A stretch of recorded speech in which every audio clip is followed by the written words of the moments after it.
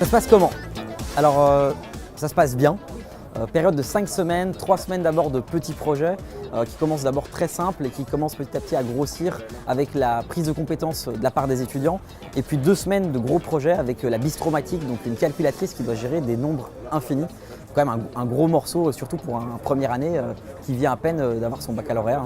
Ils sont divisés en 6 factions et pour chaque faction, on a un accompagnateur pédagogique qui les suit toute la journée et en permanence 2 assistants techniques qui sont des étudiants des promotions supérieures qui sont présents dans la salle avec eux pour les accompagner, les aider à progresser, à comprendre surtout ce qu'on leur demande. Je trouve que c'est une expérience très enrichissante. Même s'il y a des moments où on peut facilement perdre courage et se dire qu'on n'y arrivera jamais. Donc on apprend par nous-mêmes et on va chercher par nous-mêmes les ressources. On peut demander de l'aide à nos Aztèques ou à d'autres étudiants qui, eux, vont nous aider. On est au milieu de nos camarades et on partage chacun notre expérience et nos problèmes et on aide à résoudre ceux des autres et les autres nous aident.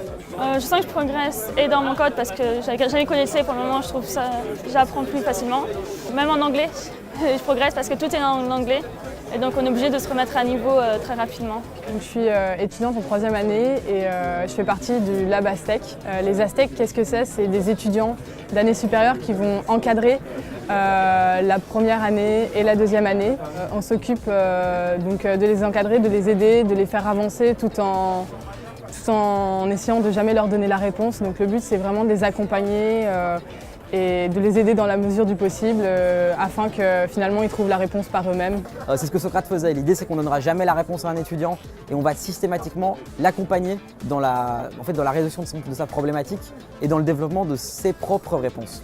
À Epitech, on veut que nos étudiants, à terme, ils soient réellement capables d'apprendre à apprendre. Parce que le milieu du numérique, le milieu de l'informatique, c'est quand même un milieu qui bouge très vite et ils sont jamais à l'abri de se dire que en sortant d'ici, ils sont avec une super belle armure et une super belle épée. Sauf que nous, ça ne nous suffit pas.